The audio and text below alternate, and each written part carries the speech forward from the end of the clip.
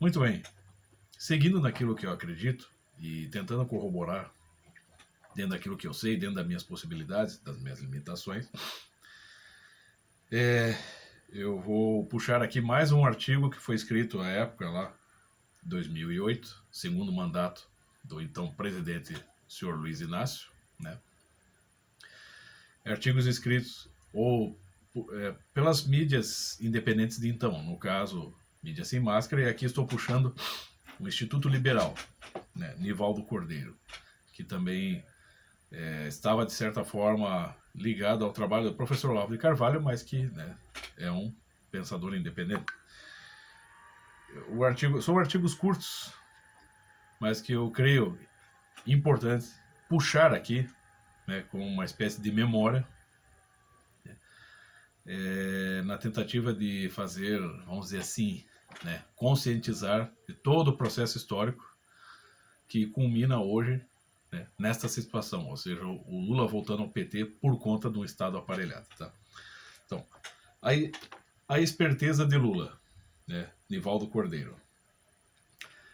Parece claro que um conflito bélico entre a Colômbia e a Venezuela, isto, né, em agosto de 2008. Um conflito bélico entre a Colômbia e a Venezuela tem data marcada, faltando apenas o pretexto adequado para sua eclosão. Será o passo decisivo do Foro de São Paulo, no sentido de tentar desestabilizar o país mais democrático da América do Sul. Né? Então, que pela graça de Deus está sendo conduzido por um governante lúcido e sensato. O esforço armamentista de Hugo Chávez tem endereço: derrubar o governo constitucional de Álvaro Uribe, na Colômbia, pondo em seu lugar alguém das FARC, né, Forças Armadas Revolucionárias da Colômbia. Ou seja, um dos maiores cartéis, se não o maior cartel, né, de tráfico de droga no mundo. A ação inesperada de Uribe, que liquidou o arquiterrorista Raul Reis, precipitou alguns acontecimentos e deixou claro para os revolucionários que a Colômbia não vai aguardar a sua agenda. Ela combaterá no seu próprio tempo e de acordo com as oportunidades que se apresentem. Você pensa assim que em 2010, quando o período eleitoral, né, que culminou com a vitória da Dilma, entre as propagandas políticas, eles estavam lá reestabelecendo a atividade ali do partidão. O partidão é o PCB, né, o Partido Comunista Brasileiro. E a propaganda política queriam, eles tinham também um candidato à presidência. E eles, em uma das suas propagandas políticas, né, propagandas eleitorais, eles fizeram uma homenagem, vamos dizer assim, criaram lá uma sequência de homenagens aos grandes heróis da Revolução Comunista. Daí você tinha lá Fidel Castro, Che Guevara, blá, até chegar no Raul Reis, meu. Vocês só querem defendendo um terrorista aqui no Brasil, né? E o que esperar do PT, né? Do PT e dos seus apaniguados. Sua melhor estratégia é liquidar a liderança, no caso Álvaro Uribe, né? O então presidente da Colômbia. Sua melhor estratégia é liquidar a liderança das Farc por quaisquer meios e onde elas estiverem. A morte de Raul Reis foi uma grande vitória militar. A ação fora do seu território, uma necessidade estratégica da maior importância finalmente posta em prática, começou pelo Equador em face da fragilidade militar do país. Foi um bom teste, servindo para mandar a necessária mensagem aos inimigos. Mas Uribe sabe que a cúpula das Farc está abrigada debaixo das asas de Hugo Chávez, em território venezuelano. A reação de Chávez mostrou um misto de surpresa e medo, pois tem consciência de que o próximo alvo será a Venezuela. E aí a guerra poderá ser inevitável, antes mesmo do que ele queria. Antes de ter as armas compradas e o treinamento, né, as armas adquiridas e o treinamento de seus soldados completado. Ô louco. A grande surpresa para mim foi o comportamento de Lula, né, então presidente do Brasil. Como se sabe, Lula e o PT são as maiores cabeças do Foro de São Paulo e dão apoio político e diplomático às Farc e a Hugo Chávez. imitando a sobriedade apresentada quando da derrota da CPMF no Senado Federal, mandando publicamente o ministro da Fazenda Guido Mantega calar a boca, Lula não escalou seu embaixador plenipotenciário Marco Aurélio Garcia para interagir na crise, deixando o problema a cargo dos profissionais do Itamaraty. Tá, vamos só esclarecer o que é CPMF, né? Tá, aqui. CPMF, Contribuição Provisória sobre Movimentação Financeira. Foi um tributo instituído e que foi cobrado, né, incidindo sobre todas as movimentações bancárias, exceto nas negociações de ações da Bolsa, saques de aposentadoria, seguro-desemprego, salários e transferências em contas correntes de mesma titularidade. Vigorou no Brasil por 11 anos. Né? Depois eu deixo o link aqui. O crescimento da receita gerada pela CPMF entre 1998 e 2006 foi de 216%, enquanto o montante de tributos administrados pela Receita Federal evoluiu 78,4% no mesmo período. De 97 a 2007, a CPMF arrecadou em torno de 223 bilhões. E em 2017, o último ano de vigência da contribuição, foram recolhidos em torno de 37,2 bilhões, segundo o balanço divulgado pela própria Receita Federal. Apesar de ter sido criada para financiar saúde, não preste atenção nisso, não havia essa obrigação na lei. E em torno de 33,5 bilhões foram usados para financiar outros setores. Então, você pode ler mais aqui no site do Senado. Quer dizer, você vê como é fácil instituir, né, medidas como essa para desviar dinheiro para o que quer que seja. Então, você pode já entender, já levantar a suspeita para onde que foi uma parte dessas arrecadações, ou seja, como o professor Olavo muito bem denunciou, para financiar ditaduras de esquerda em torno do Brasil. Foi isso que aconteceu. Tá. Se fizesse... onde é que eu estava? Tá. O fato foi surpreendente porque Garcia é o ostensivo elo com as Farc e com Hugo Chávez, até então, né?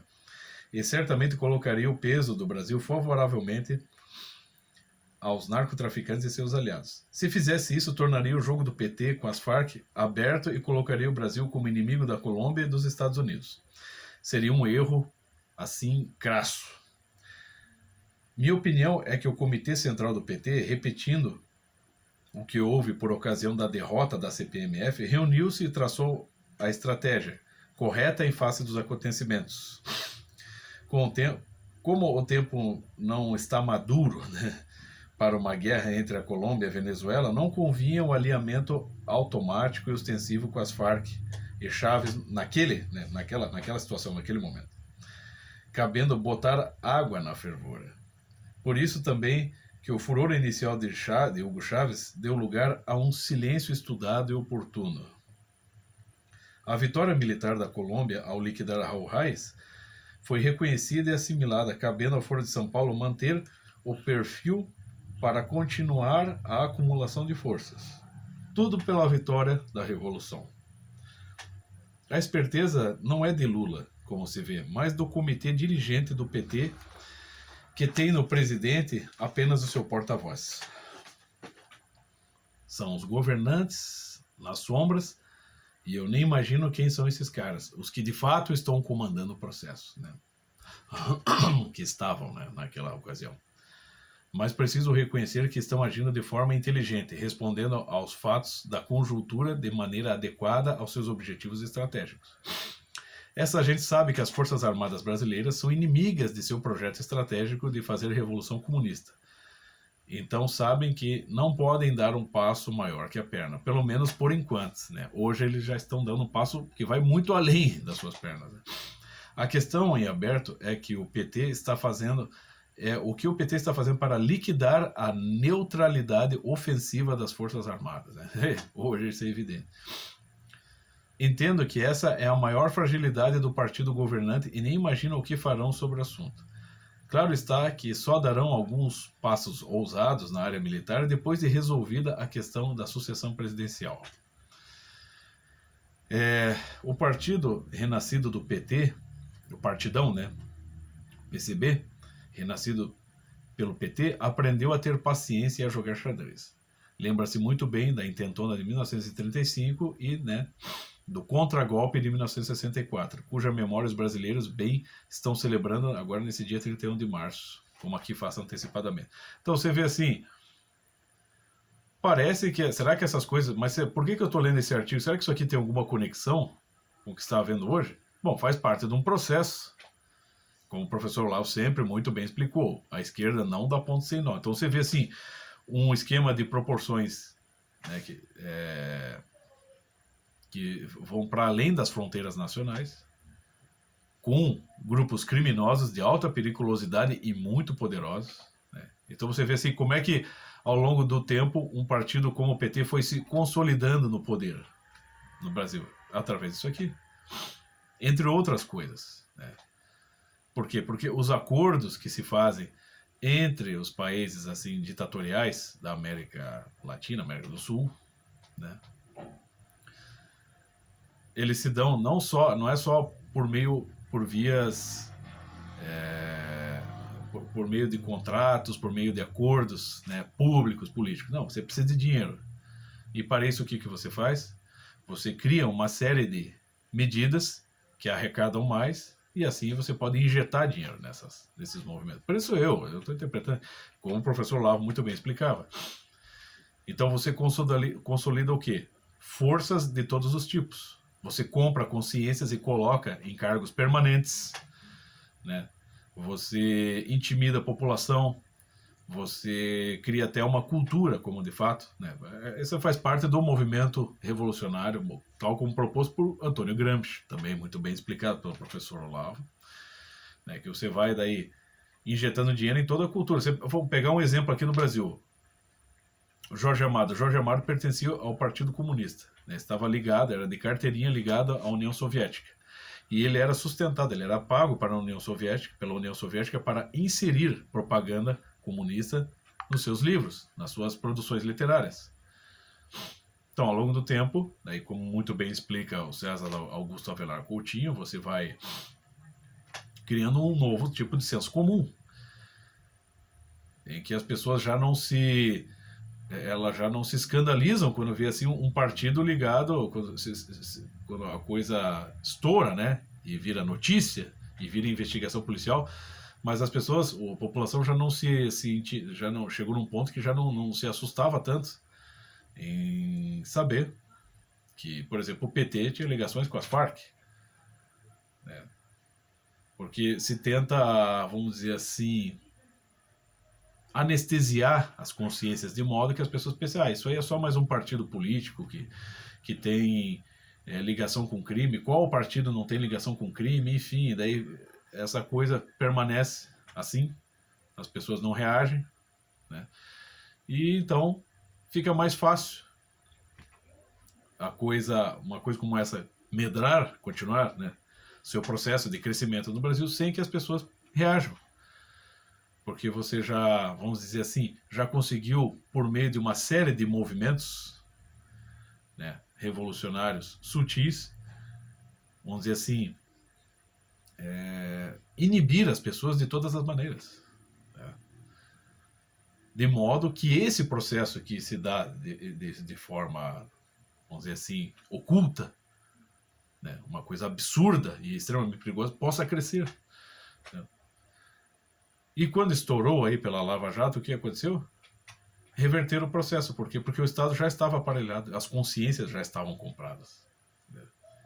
Essa é a minha análise. Eu penso que é isso. Eu acho que vale a pena puxar esses artigos do passado aí de 10, 15 anos atrás, porque ele está explicando todo esse processo. Tudo isso aí faz parte do processo para se chegar até aqui. Entende? Então, ao longo do tempo eu vou fazendo isso.